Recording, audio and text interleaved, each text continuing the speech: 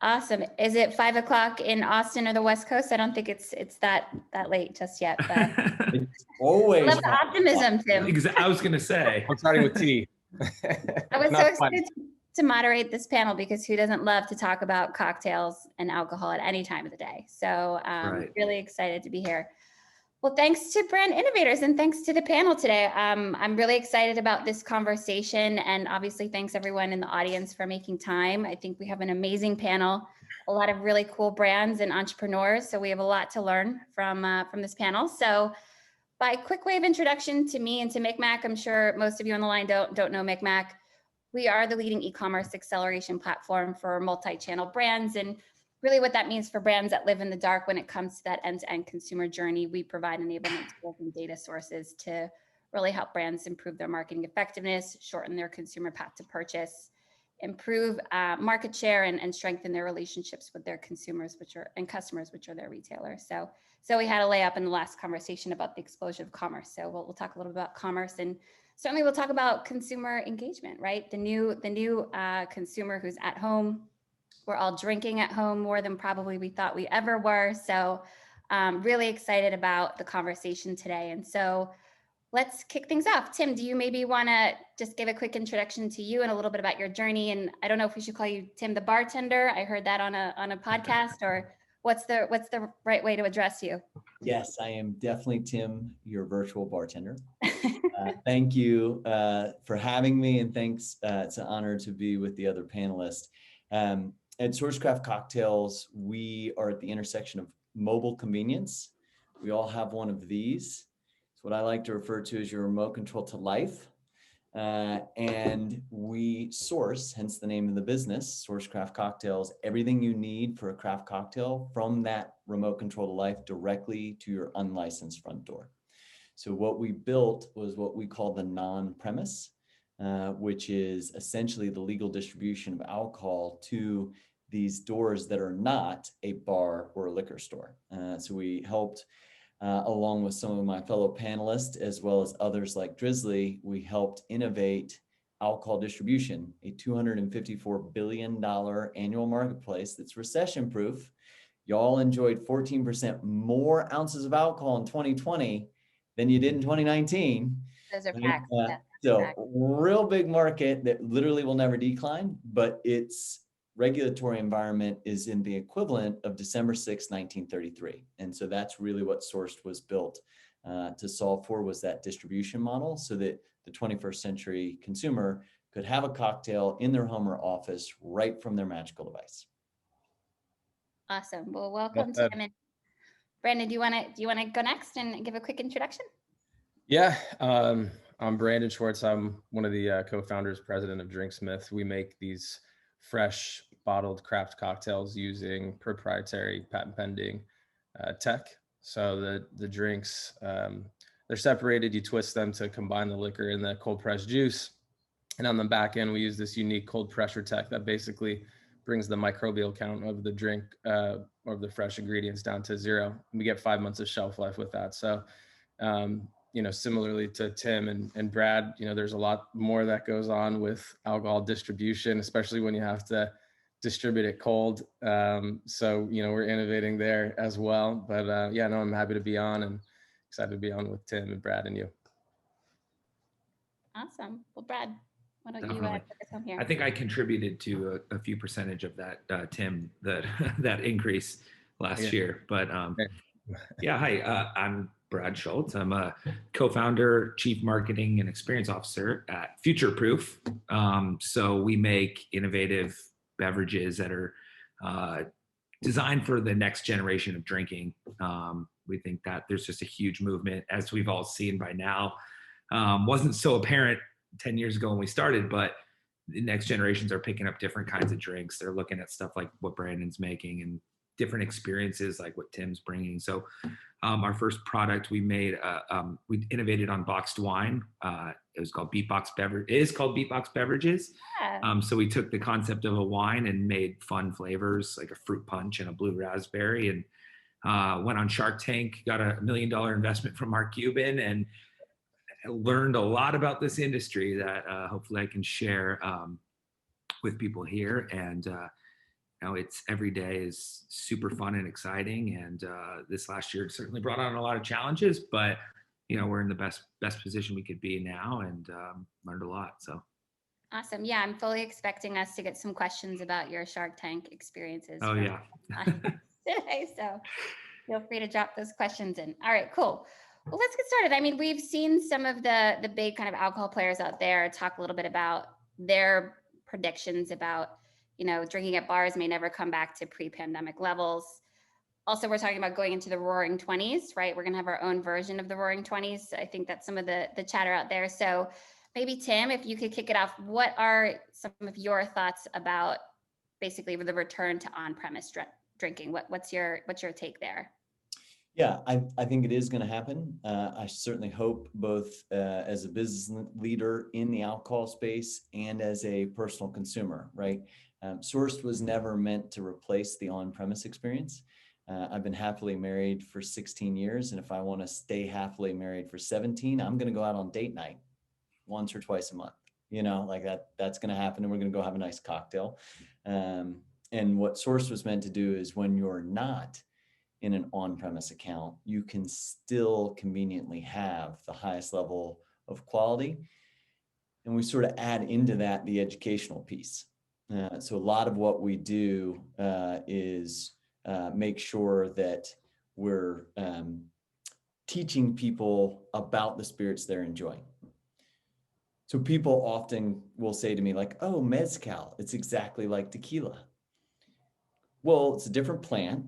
It's grown in a different way. It's grown in a different region, different elevation, twice as long, harvested the same way. The only thing that's the same about it. And then it's processed by smoking it like a brisket. So it's a completely different taste profile.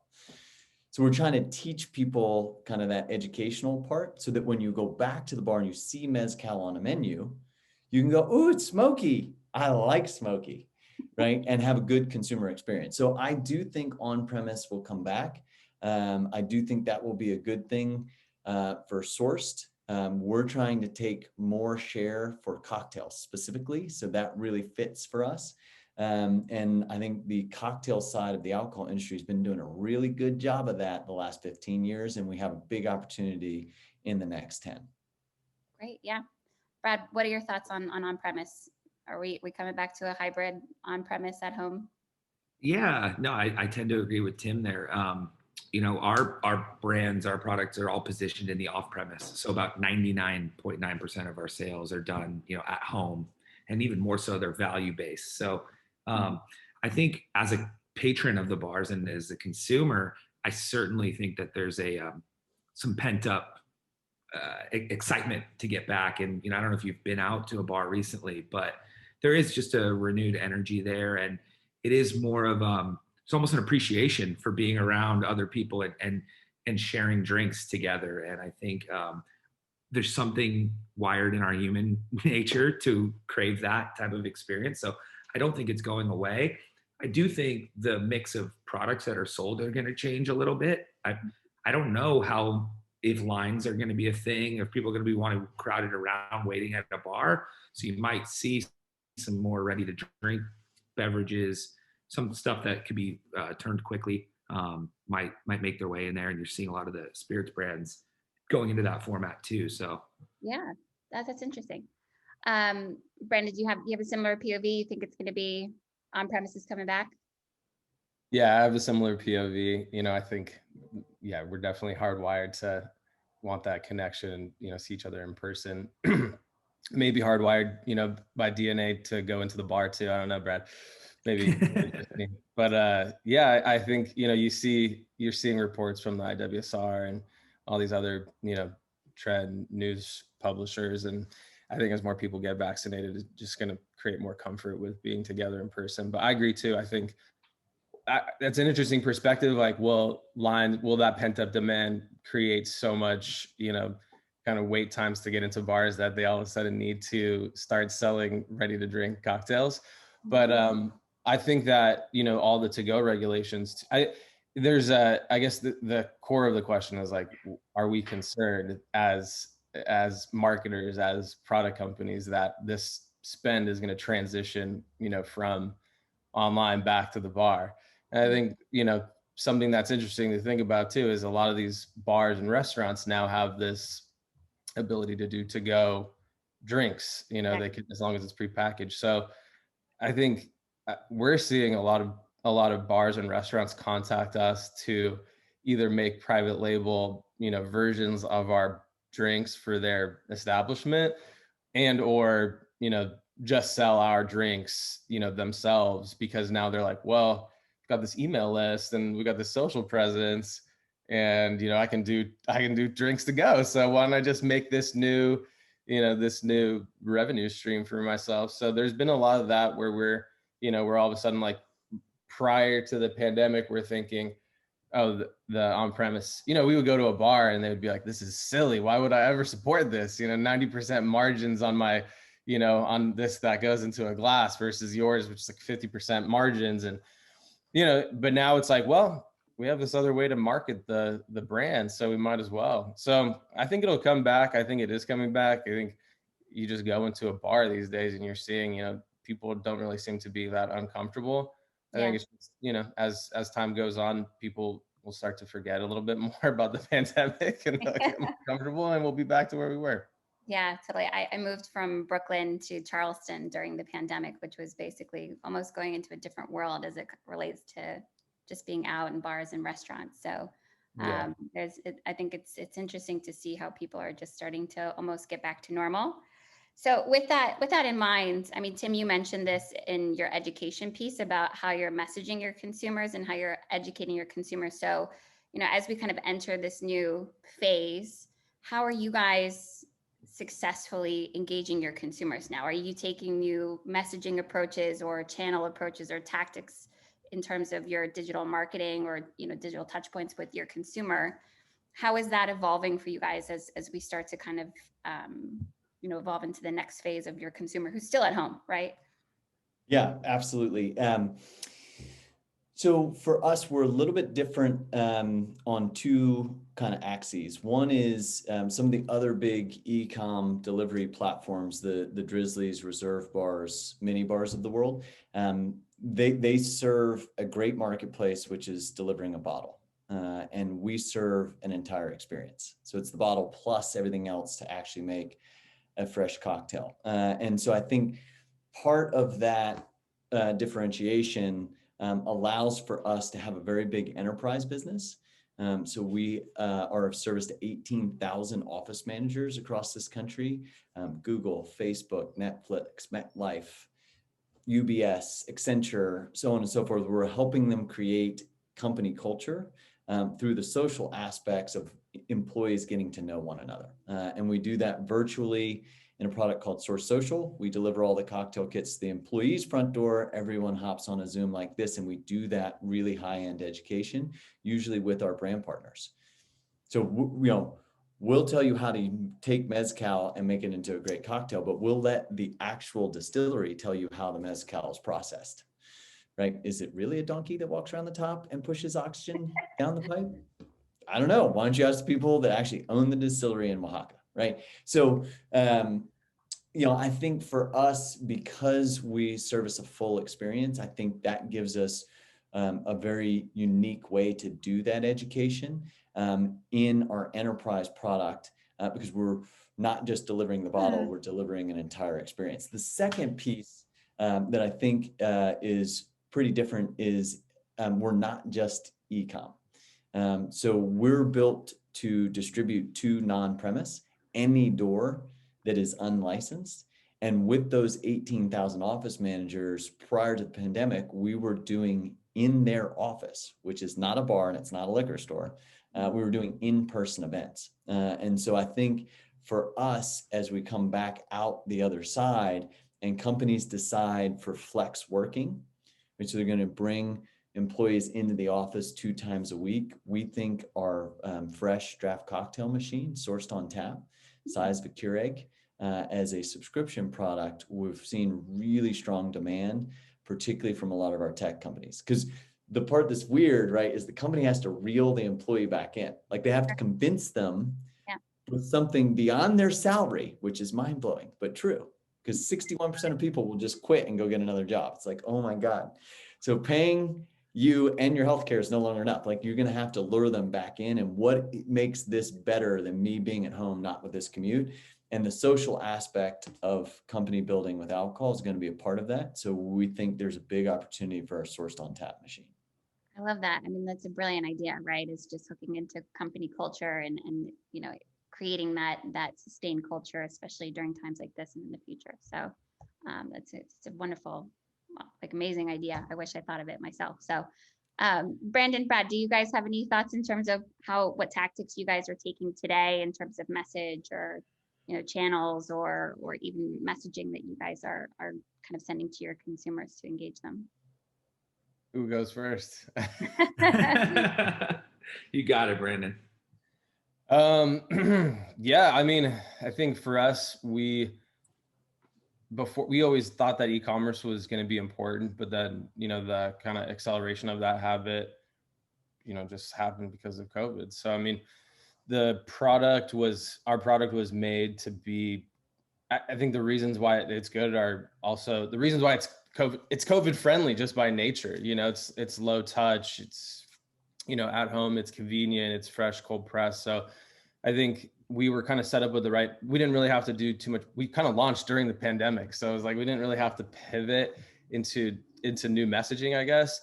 You know, I think similarly to what Tim was saying, you know, there's definitely a lot of budget out there for, you know, corporate companies that are looking to engage employees and help create culture and, you know, woo clients and stuff like that. So we leaned into that. And, you know, we also have, you know, a strong contingent of the business that's going after corporate event planners. And we do digital events also. You know, all of our bartenders behind each drink will come on, and, you know, they'll talk about the recipes and kind of engage the group. But yeah, I think it's about, you know, at this stage, it's really about kind of showing convenience, showing how the experience is going to be, how easy it is, making it, you know, super shoppable. You know, I think pre-pandemic, you know, e-commerce was a little bit clunky.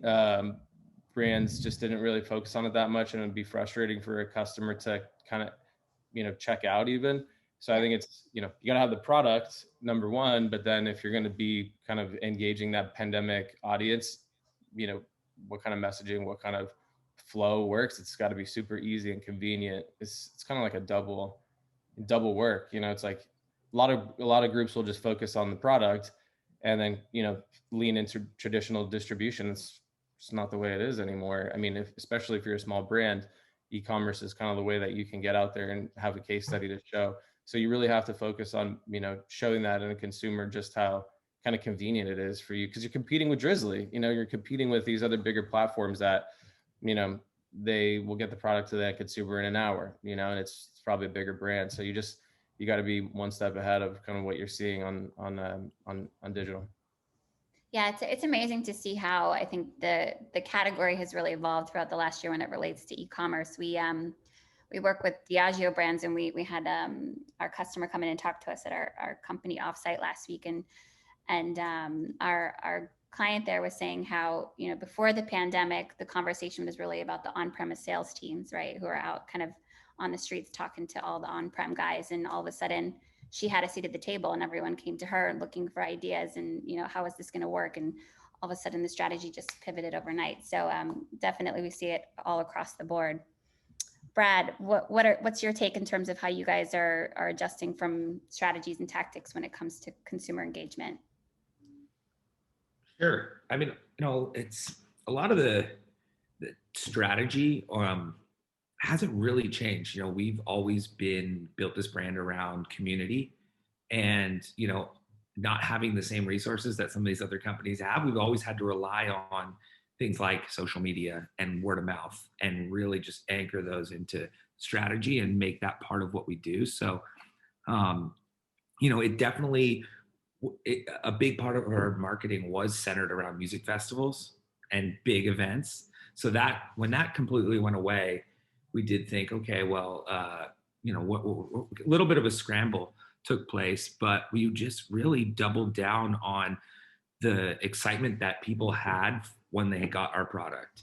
And so, you know, I think one thing really that we focused on was just messaging, because I think that's a lot of the things that took place too. Was, you know, you could get canceled with a tweet, and you could a lot of really hypersensitized environment too, in addition to just being shut down. So we just said, look, our brand is all about people having fun, and now more than ever, people really need to have fun. So I'd say if you look at like some of how the content has shifted a little bit, it's just way more not taking ourselves seriously, really, really fun. And consumers have just really responded. So that was a big shift, you know, versus the old, you know, partying together. It was always just a party. It became like, how are consumers actually partying in this new environment? So yeah. Well, we've talked a little bit about like mixologists and some of the, you know, bringing the people actually from the distillery into the education piece of this. How are you guys maybe successfully working with influencers or mixologists today in terms of really engaging with your consumers in digital channels? I don't know, maybe Tim, it seems like you guys do quite a bit of this. So maybe we can start with you in terms of what's working with from an influencer and kind of brand ambassador perspective for you guys today. Yeah, we were really fortunate. We ended up doing 2,314 companies through this experience last year, which is, wow. Yeah, so it was a lot of them. And it was pretty incredible because it was actually 300% more than we had done in person the year prior. Yeah, which was last year. Yeah, it was a really interesting silver lining. There weren't a lot in COVID, but that was one of them for Sourced. So, you know, I think there's there are two pieces to that puzzle. Number one, just like Brandon talked about, you got to keep innovating your product. You have to keep innovating that programming, right? Like the agave happy hour and teaching somebody the difference between tequila and mezcal is very, very interesting once. But if that same company like Tinder, we do cocktails every Tuesday for Tinder, they're my kind of people. Like, you guys are fun, right? You cannot do the agave happy hour 3 consecutive Tuesdays, right? You've got to make sure that you're continuing to innovate the programming. And then the second part Brad really talks about, which I think is really important. It's one of the things that differentiates Sourced because again, we just do craft cocktails. Like that's what we do. We don't do anything else, that and that only. And I'm not saying it's right or wrong. It's just our viewpoint. Brad talked about not taking it too seriously. We take the production of the ingredients at a level of nerdery that would rival any craft cocktail bar in this country. But the way we communicate with the consumer is much more approachable and much more fun. And what I mean by that is if somebody chooses vodka, we don't give them a bad attitude and go, you should want gin because it has botanicals, right? Like our job, if we think that we're really as qualified as we are, is how do we make vodka the best it could be? So why we should teach you about a neutral grain spirit. Right? We should teach you about flavor profiles that go well with it. We should teach you about the balance of what we call the trilogy, right? Spirits, acidity, and sweetness. And that's what makes a cocktail, right? And it's about making sure that it's still fun and approachable, because the reality is that world that we've all been to as a consumer before the pandemic, where you went into the cocktail bar and somebody gave you a dirty look because you ordered something, that's not a good experience, particularly for a millennial who thinks that they are a TikTok star. I know I've been judged before ordering a vodka soda at the bar for sure. Yeah, and that's why people order Chardonnay. And there's nothing wrong with Chardonnay. It's like vanilla ice cream. I really like it, but I don't want to have it for every single dessert for the rest of my life because I'm too afraid to order any other kind of dessert, right? And so I think kind of as you think about virtual programming, it's like, hey, how do I keep it fresh and keep telling new stories that fit my brand, what the audience wants, and our supplier partners? But how do I do so in a way that doesn't make it so seriously that people feel like they weren't qualified to be a part of doing it? I mean, I love that. Yeah. I feel like I need to go out and learn. I'm learning so much from this talk, just in terms of flavor and profiles, and I need to up my cocktail game for sure. You're going to be thirsty. I'm so sorry to the audience. I hope you didn't have a busy afternoon because you're going to need a lunch cocktail. Well, Brandon, do you guys, or actually Brad, because you mentioned that you did a lot of work at festivals and that was kind of your strategy before. Are you guys engaging with more influencer type of strategies now and education through ambassadors in that sense? Yeah, definitely. You know, from about 3 years ago, our Series A round, we actually did as part of the investment, had a number of DJs and influencers invest their own capital into the company. And so typically how we would work together is they would invest, and then they would, you know, if they were playing Coachella, it would be backstage. And if all these festivals that we sponsored, there'd be BeatBox there. So it was this 1-2 punch of really authentic brand building. And, you know, when the pandemic hit, all of their shows got canceled. There were no events. And we basically just set up, okay, well, what can we do kind of mentality. And from, you know, early in the pandemic, we actually threw a digital house party. So got them all to produce an hour-long set and streamed it together with the #1 dance magazine. And that was really fun. Also, again, centered around community, bringing people together. More recently, we've been working with some of the like comedy and typical influencers that kind of really authentically speak to different groups. And that's been so much fun because, you know, at the end of the day, I call it like peer-ish, because, you know, the people don't want to hear from the brands about how cool the brand thinks its own company is. They want to hear from who they want to hear from. And so to see our messaging just get amplified by these really funny, unique, clever influencers, just been really fun and just a nice addition to our marketing mix. So I'm writing this down. So more DJs, more crowdsourcing of influencers for MikMak. Brandon, what about you guys? What about you guys? Are you working with any influencers or taking any strategies in that sense that are working for you guys? Yeah, I mean, influencers are definitely at the core for us. You know, we just released a new program on our site, so you can actually submit a recipe that will help you commercialize if you drive enough pre-orders and email signups. So that's been kind of fun. But all the drinks that we have, you know, they're all backed by a bartender, you know, R&D with a bartender, and then the bartenders actually get paid on you know, they don't necessarily need to be people that work behind a bar, but as much as being, you know, drink makers just in their own right. So there's certainly some people that, you know, they're just more online bartenders, you know, creating content. So we, you know, that's a strong contingent for the company. And then, you know, in all of our paid advertising, we go after, you know, the engagers of all these different influencers. So we have partner access to all their accounts, and, you know, we'll target all the people that engage with them. So, I mean, influencers for us is huge, and we use them, you know, we use them similarly, you know, they'll get onto webinars, Zooms, Google Meets, whatever it is, and they'll talk about how they went through the process. And sometimes they'll bring on, you know, someone from the distillery as well, just to kind of walk through how the recipe was made. But yeah, I think that story definitely took off for us just because of the pandemic kind of putting bartenders, you know, out of work. You know, it's not like we anticipated that happening, but we had kind of, in the development of the product, we had worked with so many different, you know, great bartenders who really helped us kind of make great recipes. So it kind of was just natural to include them in and compensate them on unit sales. And then we also have an affiliate program too. So when we get contacted by different, you know, different people online who want to partner with us, maybe they don't want to make a drink, but maybe they just want to kind of, you know, push it out to their own audience, they get a commission on sales. So we really leaned into the influencer side of things. It's definitely at the core of what we do. You can turn over the bottle, you see the bartender's, you know, face on the bottle and their handle, and you see the spirits company that they worked with and all that kind of stuff. Oh, that's cool. So it's also really like hyper personalized to that influencer as well. Mm-hmm. Awesome.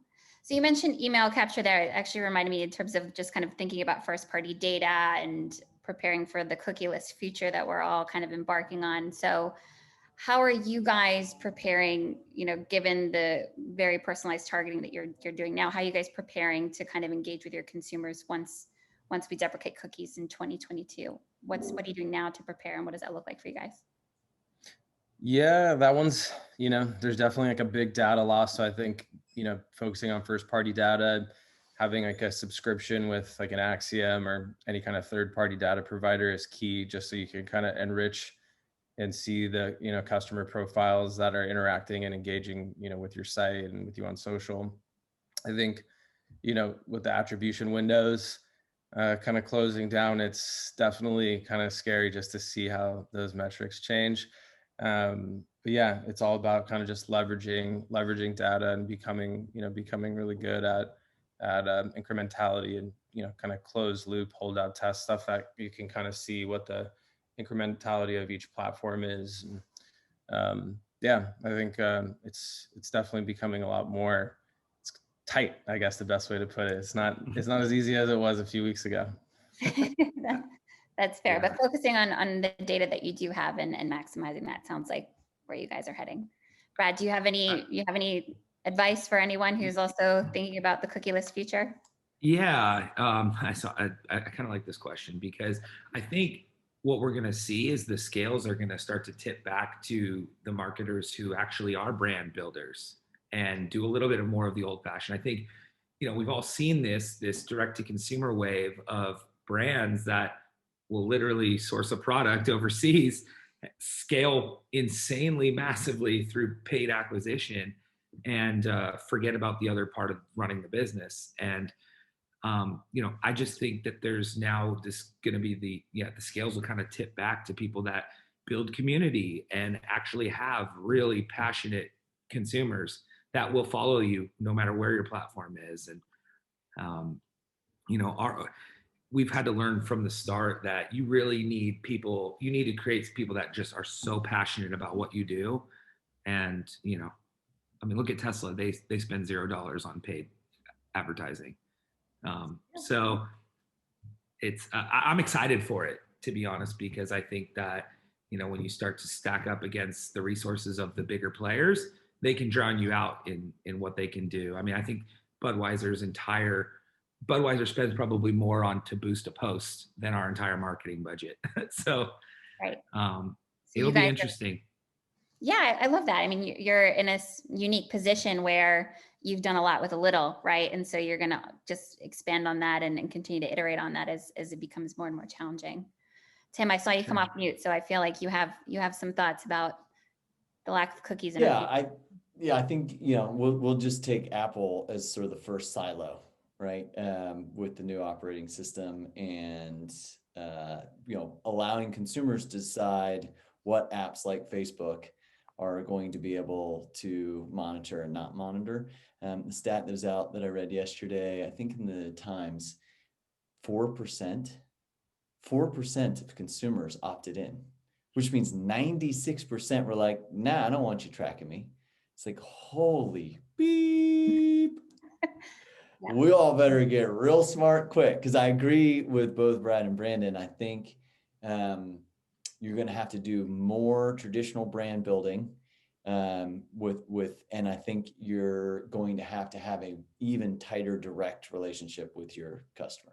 Because it's the idea of just lookalike targeting and then working a CAC out that makes the business model actually work, and then dumping more money in the top of the funnel and watching it work. I think that is going to be very difficult in maybe not 2 years, but certainly 5. Yep. Or there's going to be a new platform that's going to go, the hell with that, and we're all going to move. Yeah, I saw the IAB on the last chat. I was like, I wonder what they're talking about cookieless future. So, well, great. We're almost at time. I don't know if anyone in the audience had any questions. I don't see anything in the chat, but I wanted to end on a question that I like to ask on these panels, which is, as it relates to consumer engagement, right? Because that's what we're talking about. But if you guys could build, buy, or kill anything in your tech stack or within the company today, money's not an object. What's your build, buy, kill? You want to go? As it relates to consumer engagement or just in general? We can broaden it out if you want, if it's easier to answer from a broader lens.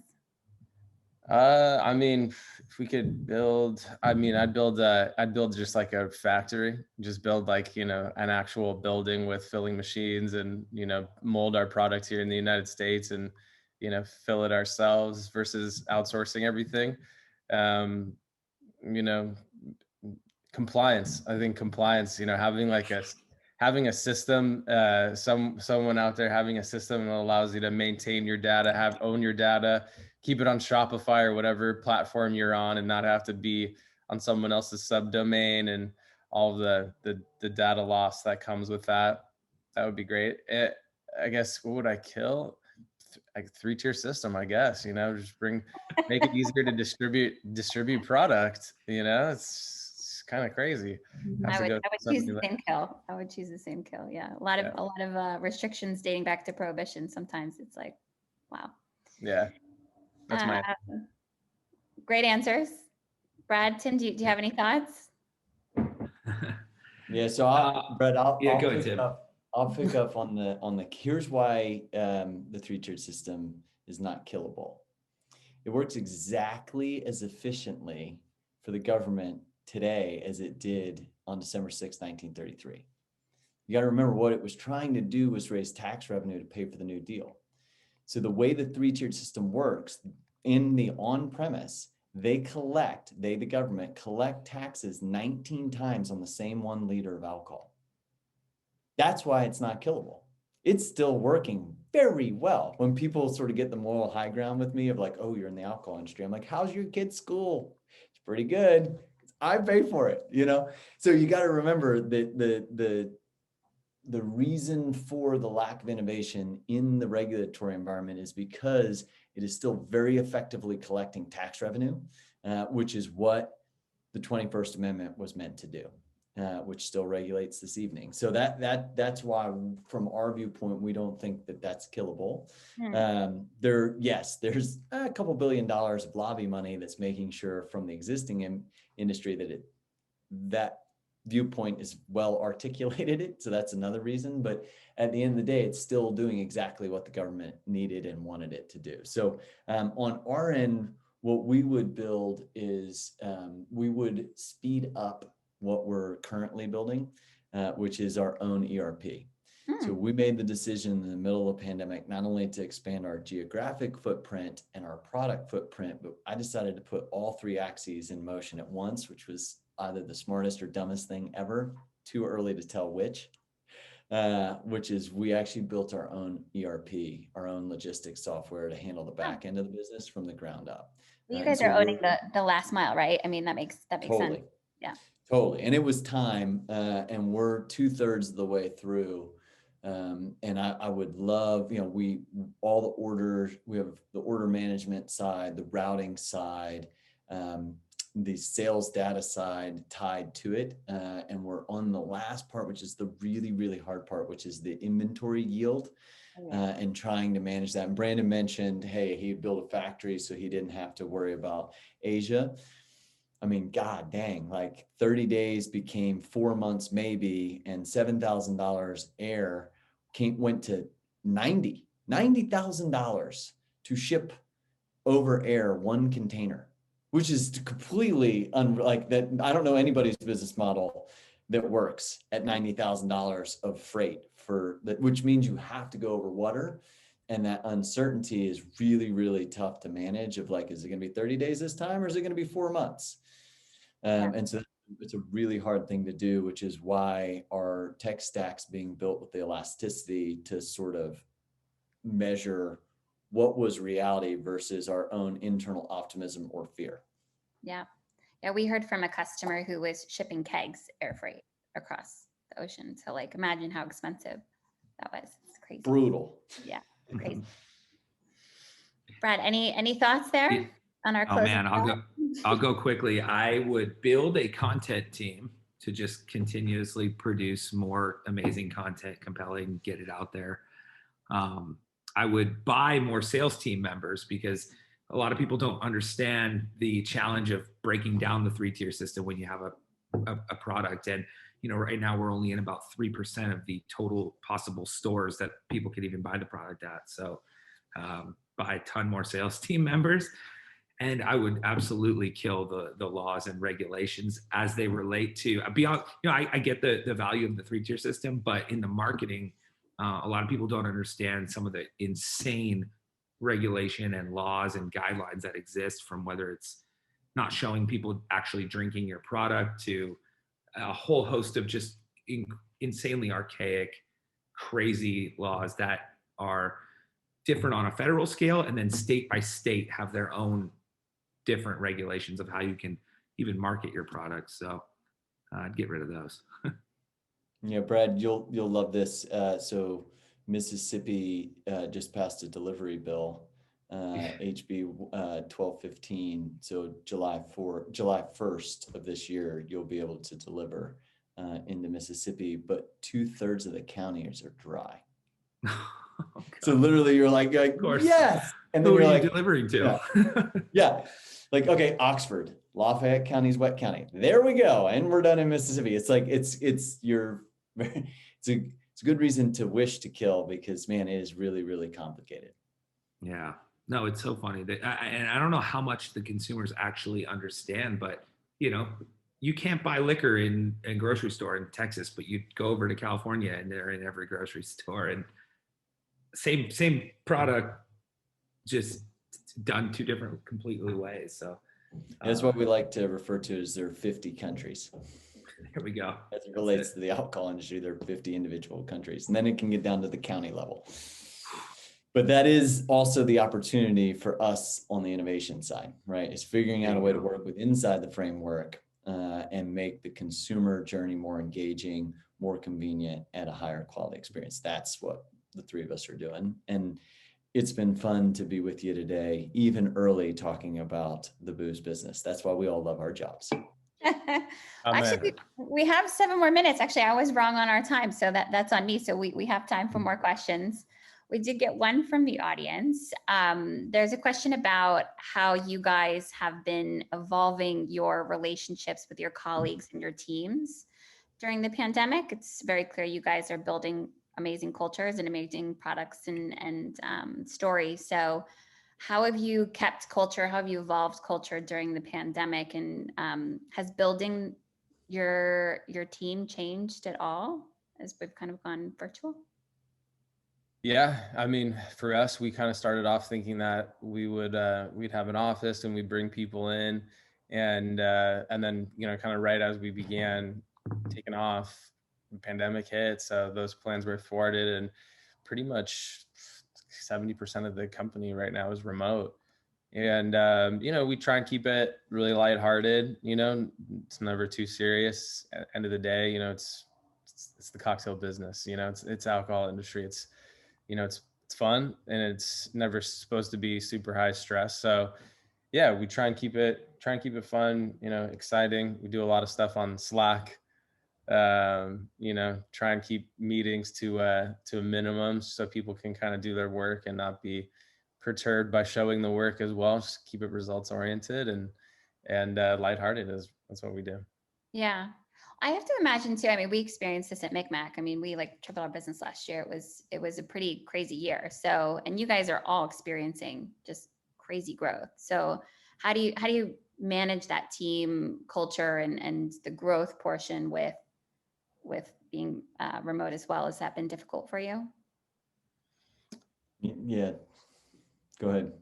No, I already talked, so it's your turn now. Yeah, so I'll state it a different way. Is it weird that I've never met in person 75% of the people that I pay for their salary every day? Like, yeah, that's a little odd. Welcome to some transition in a pandemic. So I'd answer it 2 ways. Number one, you've got to even be more intentional about your North Star. So when I was at Yahoo helping oversee their e-com business, which is where I sort of got the e-com side of my background, we didn't have a North Star. Like we couldn't communicate where we were going every day. Like one day we were a search engine. Whoops, that's Google. And the next day we were going to be a social media platform. Whoops, that's Facebook. Now we're going to be content. Whoops, that's Netflix. And every day we were trying to be something different.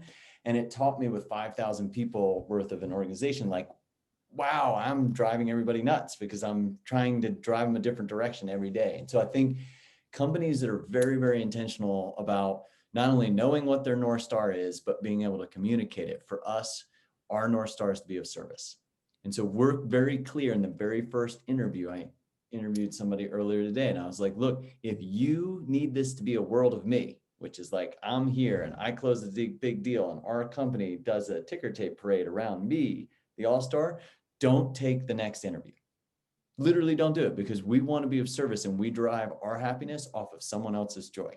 And the only thing we care about is servicing them. And I think the first thing for us is being even more intentional, particularly in the interview process, about really what are the company's values, and how does that work? I think the second part is, which Brandon mentioned, which is making sure that it's not too serious.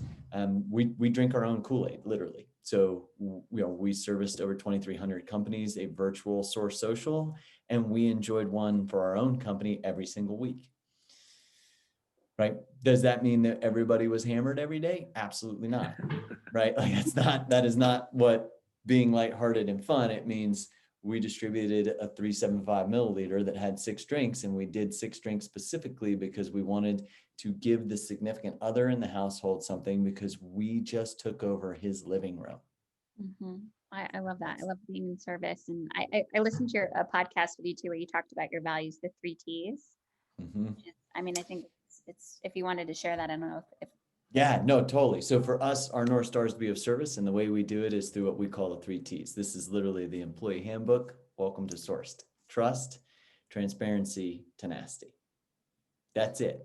So we trust no one joins the journey that doesn't want to be of service. The reason that's important, because we call it brutally transparent. 50% of the things that we try every day are successes. 50% of the things we try are fails, meaning learns.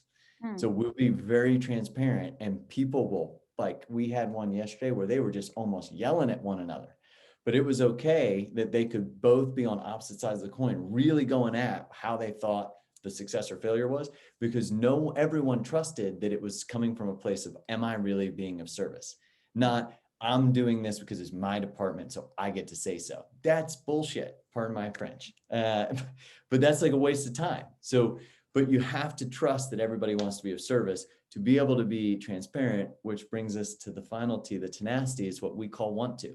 Elon Musk put a Tesla in outer space, got a picture of Earth as backdrop for a PR stunt, and sent it on to Mars. I'm pretty sure that any of us can do anything we want with our cocktail delivery business if we want to, if that was possible. Right? And that's really how we think. I mean, that has application into everyone's lives, I think. I mean, if Elon Musk can do that, we all can do whatever we set our minds to. That's awesome. You got to want to, and you can't go halfway. 50% of the way has a 100% failure rate. That is true. We got to be able to make mistakes and learn from them. Brad, you got to bring us home. What's on culture and building teams in a virtual world? Yeah, I don't know how I'm going to follow the 3 T's. That's that was pretty solid, but no, that registered here a lot. That's very similar to our core values as a company, which are up on our corporate website and told to everybody at the start. And I think a big help is that years ago we made the decision to give every employee that joins the company equity in the business, and so we look for people that are literally going to think like owners of the business. So, because there is only so much you can do from, a top-down perspective. And so I think people, really appreciate transparency, especially that's one thing that we really learned over the pandemic time. Because when March, if you can remember, people were scared the world was going to end. And then it became more personalized. Is my livelihood going to be here? My job going to be here? And so we got everybody together on a Zoom call, opened completely the books, showed everything, and came out of that so much stronger. And I think the thing that remains now is this level of transparency in the business that you'd probably think is crazy that employees, and so it does rely on trust too. And I think understanding we're all humans in this too has been really helpful. And, at the end of the day, I think Brandon said it, but we're selling booze. We're sell fun is what we say at the end of the day. It's like, that's what our job is to do. And so, we don't take ourselves too seriously. I love that. The 4th T, right? We talked about the first 3 T's and we'll end it on the 4th T, but Thank you so much, guys. Thanks for sharing. Thanks for your time. And Ariel, welcome back. I'll hand it over to you. Thanks for everyone for listening. Hi, everyone. That was absolutely incredible. So thank you for joining. We have a minute or so. We're just waiting for our next speakers. So thinking about all the incredible innovators on this panel, what is one piece of advice you would give your younger self? I'm especially wondering this. We could start with, Tim, you want to start? I'll start. I refer to it as focused on the correct P. It's not perfection. That doesn't exist. Marketers like Brad and Brandon, we make you think. It's a hallmark mirage, right? I like focusing on being present. So I'm blessed to have 3 kids, right? I'm your atypical entrepreneur. I've got 3 kids who are under the age of 10, and that's a big time commitment. It's really important to me. So when I'm doing 6U softball as the head coach of the Pink Diamonds with a pink hat and pink shirt and pink cleats for my sweet pea, Gracie girl, I'm not on Slack in the dugout. I am present in that 90-minute coaching. I've let the company know that I'm not going to be on Slack for that 90 minutes and what the decision-making criteria should there be an immediate need.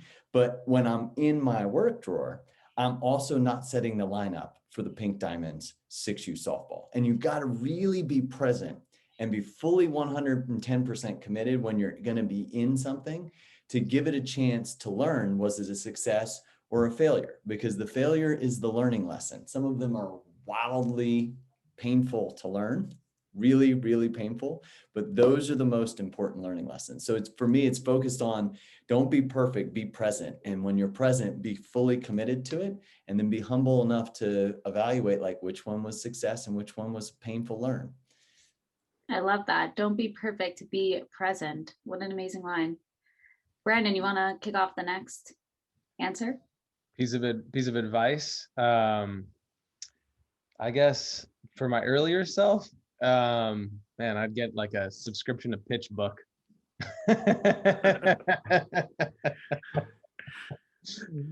Just something that would make it a little bit easier to connect. It's kind of crazy. We'll talk to, investors. We're always in the fundraising cycle, it seems like. And it's kind of crazy just to think that years ago it was just scouring like LinkedIn and Crunchbase and all of that. And then finally, got a resource to contact investors.